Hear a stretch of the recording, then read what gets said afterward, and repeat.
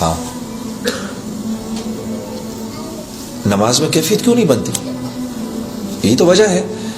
آنکھ سارا وقت غلط دیکھ رہی ہے. باپ دیکھیے نا، یہ کافی ہے، ہاں بہت لذیذ سب کچھ، میری آنکھوں کے سامنے اس کے اندر نجاست کا ایک قطرہ بھی ڈل جائے، آپ بتائیں ہم پی سکتے ہیں اس کو؟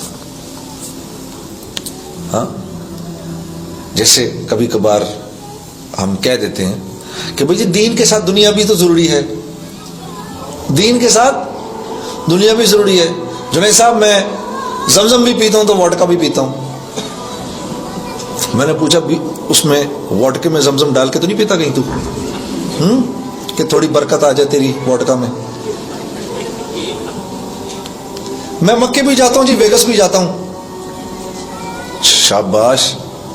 میں نے کہا تیری بیوی نے کبھی تجھ سے کہا کہ میں تجھ سے بھی پیار کرتی ہوں اور ساتھ والے سے بھی کرتی ہوں؟ دیکھو یار، ہاں کیوں بری لگی یہ بات؟ اللہ کے ساتھ تو کر رہے ہیں. ہاں، یا اللہ تیرے ہیں.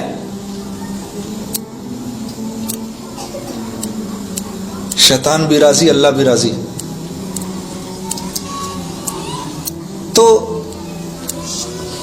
یہ سوچ ہم نے بدلنی ہے. اس بدقسمت سوچ کی وجہ یہ ہے اللہ سے تعلق کوئی نہیں ہے، اس سے محبت نہیں ہے. خدا کی قسم، کیا وہ اقبال نے کہا نا، دو عالم سے کرتی ہے بیگانہ دل کو، عجب چیز ہے لذت آشنائی. ہاں، اللہ سے تھوڑا سا تعلق ہو جائے، اللہ سے تھوڑا سا تعلق بن جائے، آپ یقین کرو اللہ کی فرما برداری میں اتنا مزہ آتا ہے، اتنا مزہ آتا ہے. یہ جو اللہ کی نافرمانی کا جو مزہ ہے نا، یہ خارش، یہ وہ ہے جیسے خارش کا مزہ ہوتا ہے. ہاں، کھجاتے رہو کھجاتے رہو کھجاتے رہو، ایک دن کھالی کاٹ دو گے. آپ یقین کرو، حضرت امیر معاویہ رضی اللہ تعالی عنہ فرماتے ہیں کہ لوگوں کو معاف کر کے مجھے اتنا مزہ آتا تھا، مجھے اتنا مزہ آتا تھا لوگوں کو معاف کر کے کہ مجھے خدشہ ہوتا تھا کہ کہیں اللہ مجھ سے اس کا اجر ہی نہ چھین لے. ہاں،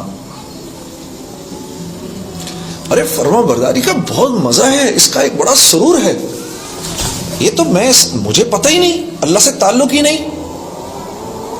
ساری رات تو گانا سنوں گا، لیکن رات کو 3 بجے 3:30 بجے جب ساری دنیا سو گئی ہو، اس وقت اپنے نرم گداز بستر کو، اپنی پیاری بیوی کو چھوڑ کر اٹھنا اور جانماز بچھا کر وضو کر کے آ کے کھڑے ہونے کا مزہ اور سرور مسلمان کو نہیں پتا.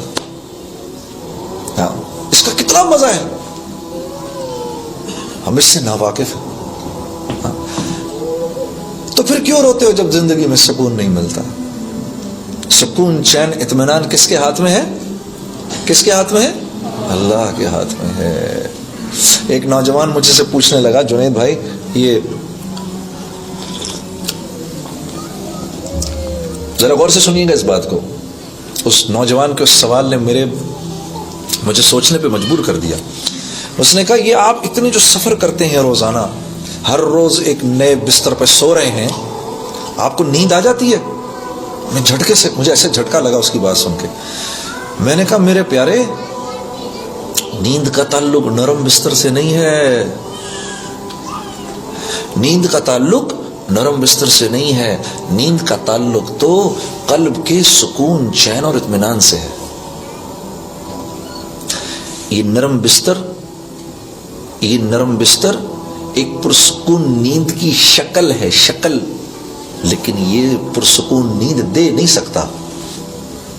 یہ بڑا گھر، خوبصورت سا محل نما گھر، یہ ایک کامیاب زندگی کی شکل ہے، لیکن کامیاب زندگی سے اس کا کوئی تعلق نہیں ہے. یہ بڑی سی گاڑی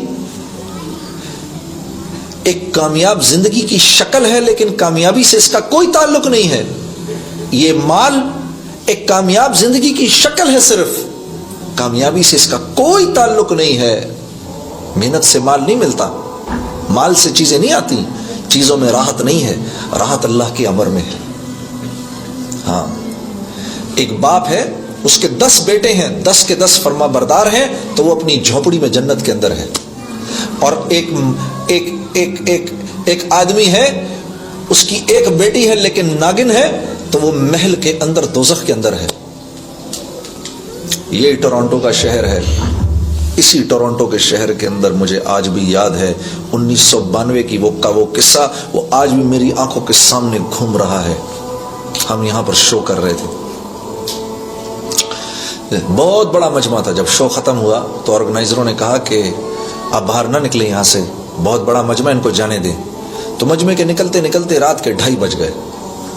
تو ہم جب یہاں سے باہر نکلے تو گاڑی کے اندر جا کے بیٹھنے لگے. ایک جوان لڑکی دوڑتی ہوئی آئی, میں نے آپ لوگوں کے ساتھ جانا ہے. اب ہم رہنے والے تو پنڈی کے تھے سارے, ہاں, ہمارے لیے تو کراچی بھی نیو یارک سٹی تھا, ہاں, تو ٹورانٹو تو سوچو کیا ہوگا ہمارے لیے. اور پھر بھی کچھ تھوڑی بہت, اللہ معاف کرے, وہ کام تو کوئی حیا کا کام نہیں ہے جو ہم کر رہے تھے, لیکن پھر بھی کچھ تھوڑی سی تو حیا باقی تھی ہمارے اندر. ہم ایک دوسرے کی شکل دیکھنے لگے. اس لڑکی کو دیکھ کر ہم نے کہا تم نے کہاں جانا ہے ہمارے ساتھ بھائی, ہم تو اپنے ہوٹل جا رہے ہیں. کہتی ہے نہیں تم ہوٹل تک چلے جاؤ, مجھے ہوٹل تک لے جاؤ, پھر میں وہاں سے گھر چلی جاؤں گی. تو ہم نے کہا تو تمہارا باپ؟ کہتی ہے no don't worry about it, I just turned 18 a week ago. تو ہم نے کہا پھر کیا ہوا؟ ہمیں پتہ ہی نہیں تھا 18 10 ہونے کا کیا مطلب ہے. ہم نے کہا پھر اس سے کیا فرق پڑتا ہے؟ کہا وہ کہنے لگی last week when I turned 18 I went to the night club, I came back at 4:30 in the morning, my father didn't open up the door, I just called the police, so there's no problem. آپ یقین کرو یہ پورا کا پورا واقعہ مجھے آج تک یاد ہے. 16 سال اس واقعے کو ہو گئے, 17 سال اس واقعے کو ہو گئے ہیں.